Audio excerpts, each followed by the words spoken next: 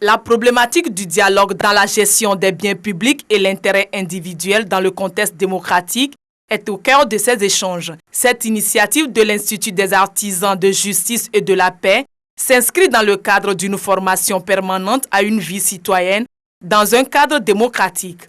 Organisée de façon périodique, la formation permet de sensibiliser la population sur l'importance du dialogue et de voir comment il peut aider à concilier l'intérêt commun et individuel pour pallier certains dysfonctionnements. C'est intéressant de noter qu'il s'agit que l'on n'interrompe jamais le dialogue à aucun prix. C'est cela que nous voulons mettre en exergue parce que dans le dialogue, beaucoup de choses peuvent se construire. Nous ne rêvons pas d'une société parfaite.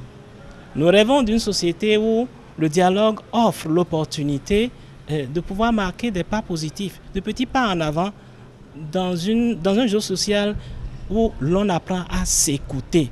Meublé de deux communications, ces assises se veulent un lieu propice où toutes les sensibilités peuvent s'exprimer librement dans une prise de conscience.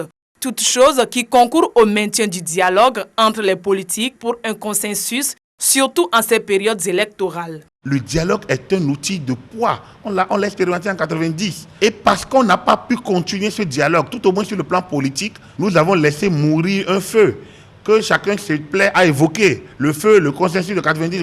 Mais en fait, 90 a réglé un problème conjoncturel qu'on aurait dû rendre structurel en maintenant la force du dialogue. On n'a pas pu. Il faudrait que les acteurs politiques pensent à cela et qu'ils en arrivent, quel que soit le moment, penser qu'il doit avoir une assise pour repenser la gouvernance institutionnelle, le modèle politique. Cet atelier sur la promotion de la justice et de la paix, dans un dialogue social permanent et persévérant, pour les initiateurs va être un baromètre qui témoignera de la santé de la démocratie béninoise à travers le dialogue qui s'y vit.